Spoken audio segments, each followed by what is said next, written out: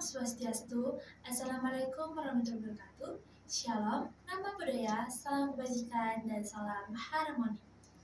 Perkenalkan, nama saya Intan Bersemiring dengan NIM 2411011027 dengan absen 19 dari kelas BKA semester 4. Pada video kali ini, saya akan mempraktikkan video konseling, di mana tugas dari mata kuliah mikrokonseling lanjut yang diampu oleh Bapak WNMK Paramata SPD MPD, di mana untuk memenuhi tugas dari ujian akhir semester. Silakan masuk. Selamat pagi Kak Jia, silakan ambil posisi ternyaman ya. Baik Ibu, terima kasih. Sebelumnya Ibu sudah membuat jadwal konseling dengan kami kan? Sudah. Berbarengan dengan itu juga kemarin wali kelas kamu memberitahu Ibu mengenai kurang percaya dirinya kamu di kelas. Nah, dengan hal itu Ibu merasa konseling kita hari ini cukup baik untuk kita laksanakan dengan baik sehingga kita dapat melihat permasalahan apa yang sedang kamu alami. Apakah kamu bersedia? Baik Bu, saya bersedia untuk melakukan konseling kali ini. Nah, kalau begitu sebelum kita memulai konseling kita, ada baiknya kita melakukan doa terlebih dahulu agar konseling kita ini berjalan dengan baik dari awal hingga akhir nanti. Berdoa dimulai.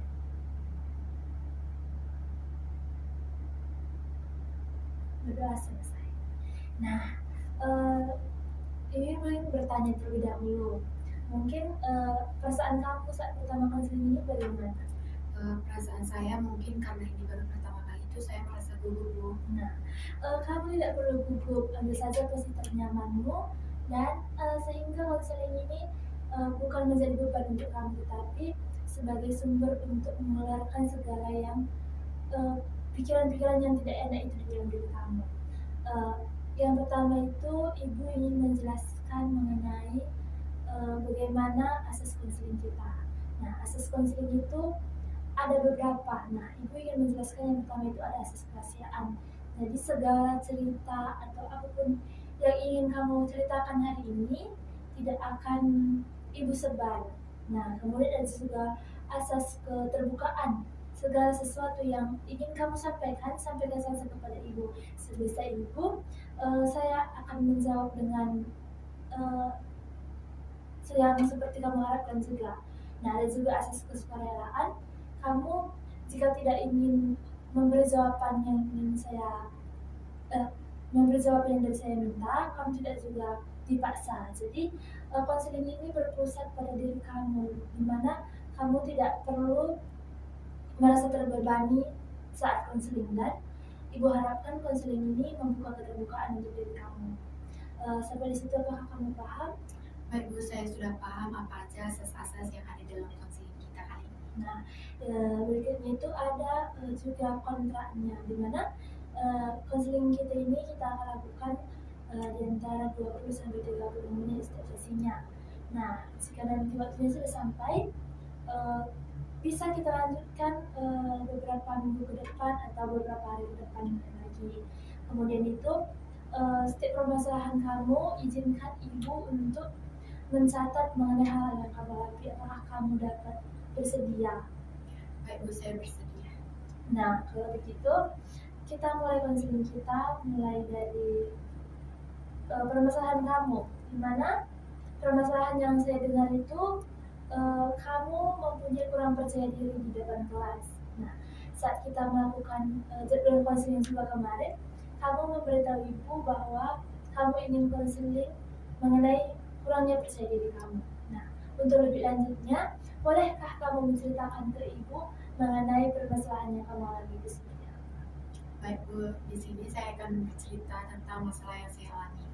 Jadi saya itu merasa kurang percaya diri saat berada di depan kelas Bu, karena saya takut salah, takut ditertawakan oleh teman-teman sih Bu. Itu sih permasalahan yang membuat saya kurang percaya diri tampil untuk di depan banyak orang, terutama di depan kelas. Nah, Ibu paham permasalahan kamu ini muncul dari dalam diri kamu sendiri, di mana itu kurang percaya diri akibat tekanan dalam diri kamu, misalnya ada rasa takut, rasa malu. Nah, dalam konseling ini sepertinya ibu akan memberi teknik self management, di mana ini kamu harus memahami dirimu terlebih dahulu agar kamu bisa melakukan perubahan itu. Nah, eh, saat kamu eh, saat perasaan kurang percaya diri itu muncul, apakah ada rasa takut, rasa malu, atau bagaimana perasaan kamu? Mungkin dalam merasa kurang percaya diri itu mungkin saya sering merasa takut Bu, takut ditertawakan oleh teman-teman ketika saya salah, dan mungkin dari rasa takut itu nanti muncul rasa malu saya Bu. Nah, itu umum sekali terjadi pada siswa-siswa seperti kalian. Sebelum itu, apakah kejadian ini sering terjadi dalam diri kamu atau hanya beberapa kali atau hanya sekali saja sudah membuat kamu kurang percaya diri? Apakah sudah terjadi berkali-kali? Mungkin kejadian ini sering terjadi sih Bu, apalagi saat saya berada di kelas, saat guru menyuruh saya ke depan, itu pasti saya merasa langsung takut sih Bu. Nah, dari permasalahan yang kamu alami, apakah ada hal-hal yang melatar belakang kurang percaya diri itu selain rasa takut atau rasa cemas, misalnya kamu pernah ditertawakan atau bagaimana?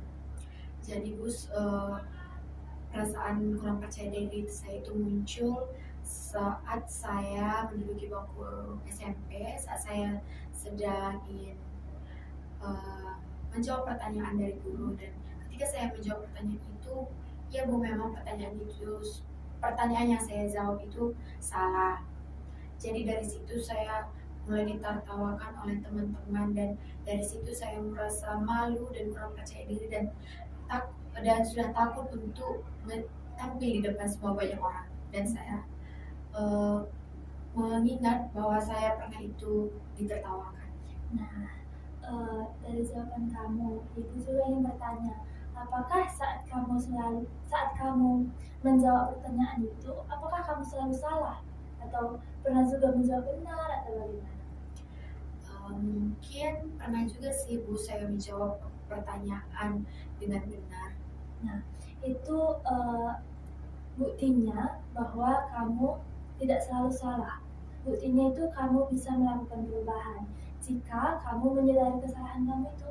Nah, yang pertama itu ibu ingin bertanya lagi, apakah perilaku kurang percaya diri ini membantu atau bahkan tidak ada gunanya dalam diri kamu? Misalnya, jika membantu itu kamu bisa menghindar, tidak ada gunanya kamu malu atau bagaimana? Mungkin dari rasa kurang percaya diri ini lebih mengganggu kehidupan saya sih Bu. Saya merasa jadi dikucilkan, atau saya rasa takut untuk tampil gitu. Nah, dapat ibu tadi, jika rasa takut dan malu itu itulah yang membuat kamu kurang percaya diri. Nah, jika begitu, dari konseling kita ini kamu harus menerapkan beberapa hal. Yang pertama itu kamu harus melakukan self monitoring.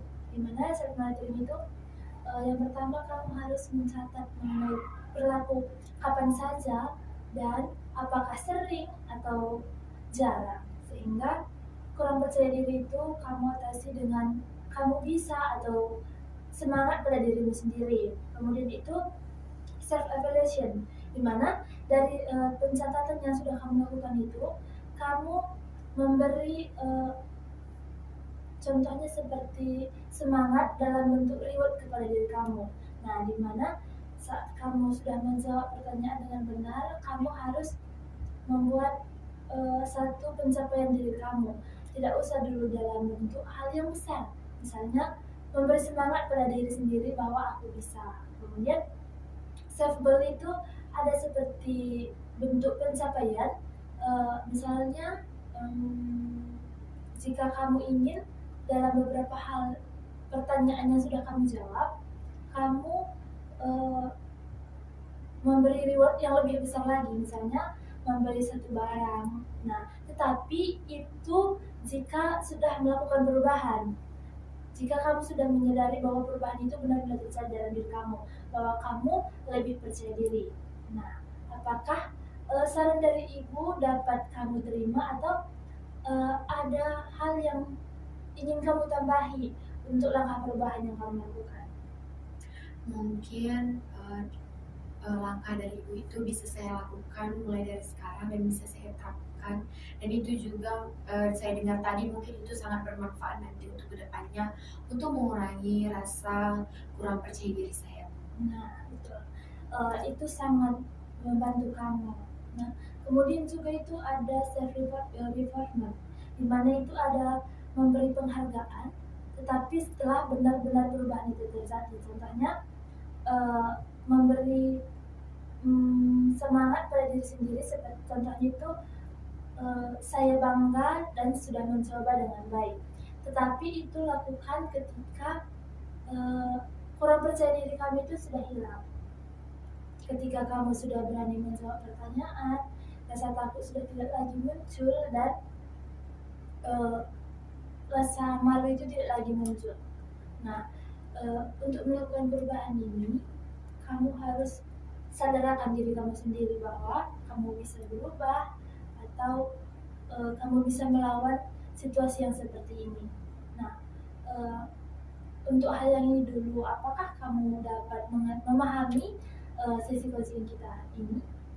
Mungkin dari langkah-langkah yang diberikan saya dapat memahami sisi konseling kita ini, dan nanti kedepannya saya terapkan apa yang ibu katakan kepada saya untuk mengurangi rasa percaya diri saya. Betul sekali, kamu harus melakukan perubahan kecil saja terlebih dahulu. Jangan langsung ke perubahan besar.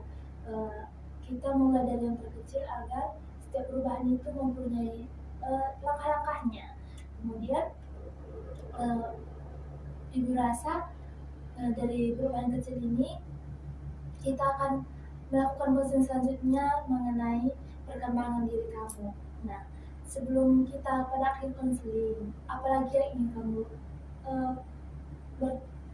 kamu tanyakan kepada ibu mengenai perubahan yang akan kamu lakukan nanti?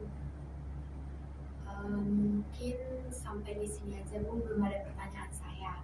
Jika nanti ada pertanyaan yang ingin saya tanyakan, saya akan menjumpai ibu atau menghubungi ibu kembali, atau mungkin nanti kita sesi konseling selanjutnya.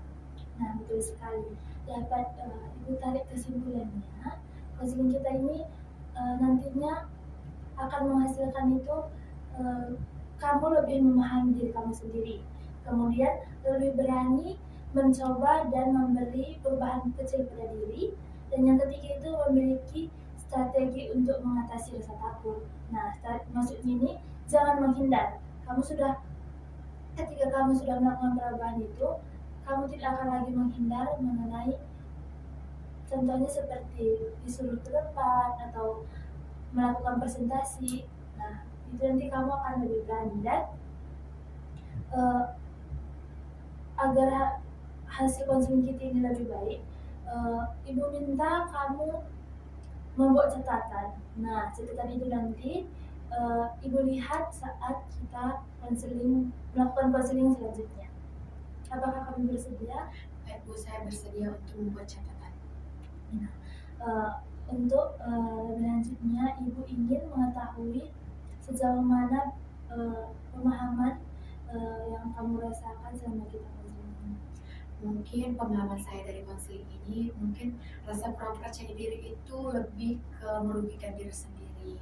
Jadi dari sini saya belajar seperti yang katakan, dari tekniknya, yaitu self management, memahami diri kita. Ada tadi self monitoring juga Bu, dan kita itu juga setelah mencapai gimana ya Bu, setelah mencapai suatu hal yang merasa benar, itu saya harus memberikan reward kepada diri saya. Nah, betul sekali. Ibu melihat kamu sudah memahami mengenai konseling hari ini. Nah, sehingga dari hal itu ibu menutup konseling kita hari ini, dan terima kasih banyak sudah mau berbagi dengan ibu, mau melakukan perubahan itu, sehingga ibu rasa kita masih perlu melakukan konseling di minggu selanjutnya. Nah, saya percaya bahwa kamu pasti mampu melakukan perubahan itu.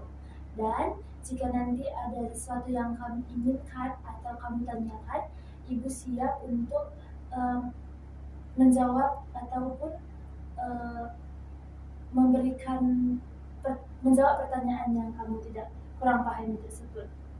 Dari konseling kita ini, ibu mengucapkan terima kasih dan semoga hasil konseling kita hari ini dapat berjalan dengan lancar.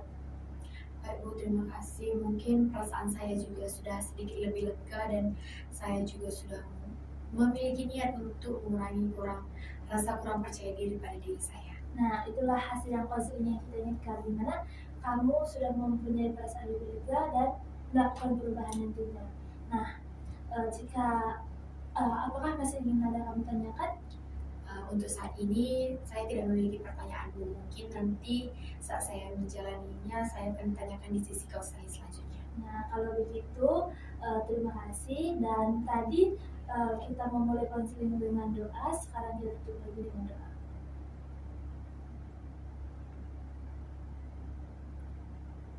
Berdoa selesai. Terima kasih ya Kezia, dan minggu depan silahkan hubungi Ibu lagi untuk konseling selanjutnya. Baik Bu, terima kasih ya Bu. Misi Bu. Demikianlah video yang dapat saya sampaikan, dan saya tutup dengan Pranama Santi. Om Santi Santi Santi Om. Assalamualaikum warahmatullahi wabarakatuh. Shalom, namo buddhaya, salam kebajikan, dan salam harmoni.